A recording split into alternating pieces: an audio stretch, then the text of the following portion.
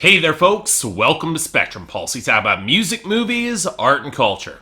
And today we're going to be talking about the sophomore album from Meghan Trainor called Thank You. Let's start off talking briefly about selling out. Now, I know that even by opening up a review like this, I've set myself up for a certain amount of backlash, particularly from people who think that I'm using it as an opportunity to denigrate a shift to pop. The funny thing is that you could sell out while still remaining in the same genre by compromising artistic principles or a unique sound for something that's more generic but is guaranteed to sell better. And that's not making the implication that selling out is inherently a bad thing either. Some acts only discover a pop sensibility and a knack for hooks when they do so, which can result in them making more melodically satisfying or better music. But especially for an act who's just starting out, it can be a really bad sign for signs to come, and it tends to rend fan bases in two. As such, I've had a certain academic curiosity in watching how people have reacted to Meghan Trainor's lead up to her sophomore album, Thank You. With her debut album title, Meghan Trainor carved out a distinctive niche for herself, even if it did happen to turn my stomach with every subsequent listen. A doo-wop inspired retro pop sound that was safe, satisfied, and overwhelmingly white and saccharine. It was very much music for a demographic that didn't want to be challenged by their music, which would have been fine if Meghan Trainor's songwriting and delivery didn't demand frequent challenges for a load of unsettling implications and amateurish sloppiness, something which Meghan Trainor seemed adamant in ignoring. In other words, there are a lot of reasons why she took the top 2 spots in my top 10 worst hit songs of 2015, one with her collaboration with Charlie Puth on Marvin Gaye, and the top spot all for herself with Dear Future Husband, an absolutely rancid song I despise to this day. And yet,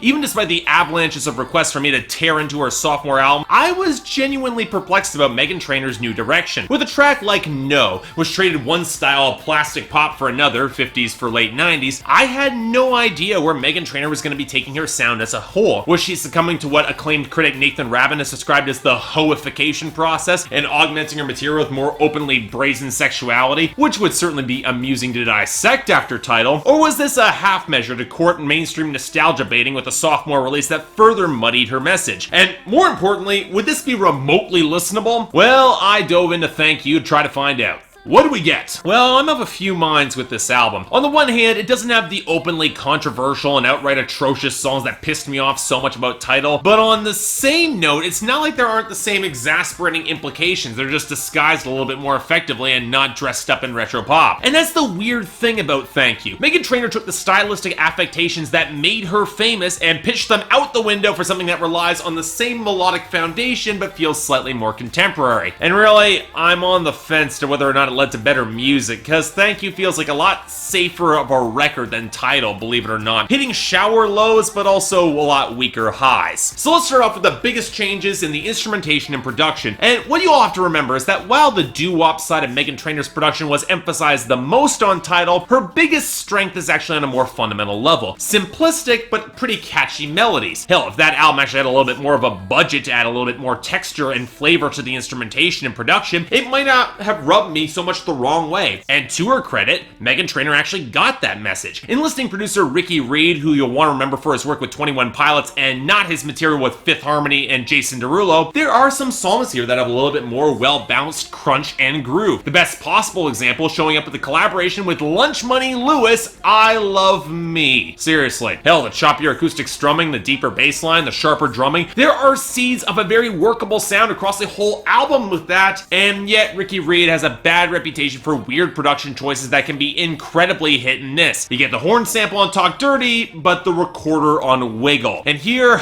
honestly, I'm not really all that impressed. The bass line across Watch Me Do and the sharper bounce of the synth on I Won't Let You Down, those were nice. But in contrast to the whistles and synth line jacked from Instinct's It's Gonna Be Me on No, to the inert pop of Me Too that has a beat that reminds me of a really bad Black Eyed Peas progression that completely cannot pay off the chorus. And then we get the more Caribbean-inspired songs, like the desaturated steel drums and Magic-esque distant guitar melody of Better, or the tropical house vibe of Champagne Problems. And while it doesn't always show up on these songs, I can't be the only one who finds Meghan Trainor's Caribbean-inspired patois all that workable or comfortable, right? It's awkward and stiff and doesn't remotely even flatter her more nasal vocal tone. Actually, let's talk a little bit more about Meghan Trainor here, who's proving to be a surprisingly limited performer in terms of her vocal range and nuance. Initially, I thought the problem was that it's kind of analogous to early Beyonce, Beyonce in Destiny's Child, and that she only felt comfortable saying about how awesome she is. But I wouldn't even argue that's convincing when the sequencing of this album, which alternates between the shallowest of bragging songs and more sensitive tracks where she's yearning for a relationship and a guy who's as hopeless of a romantic as she is. Okay, points for showing more dimension even if it's not all that convincing, but it reflects an artist who has shockingly little self-awareness, or at least a refusal to lean into it. For contrast, when Lunch Money Lewis hops on the verse of I Love Me, an anthem to self-love that's really kind of ridiculous and shallow, but he plays it a lot broader and looser and comes across as far more likable and confident. Hell, for this sort of plastic pop, I almost wish he was here more. He kind of fits in with the sound, but instead we have a phoned-in Yo Gotti verse where his desire to have a deeper connection with this girl, he says that he hates friends. Yeah, because that's great. Granted, this is where we get to the songwriting itself, and here's the thing. If I remotely bought that Meghan Trainor had more of a sense of humor, I'd be a little bit more forgiving of songs like Champagne Problems, which is basically a far weaker and less funny version of the Weird Al Yankovic song First World Problems. That's really better than this entire album. The problem is that there are so many amateurish songwriting mistakes and moments where the songs weren't thought through enough that I really can't give her a pass here. Everybody's already laughed at Watch Me Do, where she talks about her breastises, but the line that strikes me as worst is head spinning around like an exorcist. Not only is the reference wrong, but trying to reinterpret that as a possible positive is a big issue. Or take the Dance How You Like song Dance Like Yo Daddy, which might have some catchy production with the whip crack and the horns, but the Do the Old Man Overbite, are you kidding? Is that actually a dance? And if so, why would anyone want to do it? Or take No. Meghan Trainor, if you're so untouchable, why frame your entire song as an annoyed kiss-off where you clearly do care? And then why tell all the ladies to use No as a method to lure in guys, play the tease instead of being genuinely real with them? It gets kind of uncomfortable on Kindly Calm Me Down. The lyrical sentiment that I already dislike on the desaturated hook being paired with the describing love as taking a pill, and the line, when my heart's not pure, will you heal my disease? Are you serious? Although the song that really exasperated me was the ukulele ballad Just a Friend to You, where Meghan Trainor whines about being friend-zoned, and I'm left thinking that if any guy made this song in today's day and age, they'd be barred from polite society. But let's consider the bigger picture and the loaded mixed message that this album sends. Here is a load of empowerment anthems, ladies, which to be fair on songs like Woman Up, which was intended for a member of the Pussycat Dolls, the song does have some punch, but keep in mind, women, you're gonna be alone and friend-zoned unless you submit to guys completely, even if you do deserve better. That sends some really bad messages about both genders and really kinda gross. Okay, you know what, that's probably a reach, and I can guarantee Meghan Trainor was trying for something that's a little bit more straightforward, but that is what happens when you don't consider the subtext in your presentation and writing, or hell, even the text, given how many god-awful lines and sloppy rhymes are on this album. But truth be told, at the end of the day, this record just feels awkward and amateurish, even more so than her debut, which at least had a more defined sound that didn't chase modern pop and tropical house trends with shallower production that wasn't as good. You could excuse more of this on her debut because it was clearly rushed out, but she had time with this, not here. For me, it's a strong 4 out of 10, and I can't recommend it. I can appreciate Meghan Trainor's efforts to follow up a hit, but this is a messy sophomore slump, and while it might stretch her career out a little bit longer in the mainstream, I honestly can't see it sticking around long.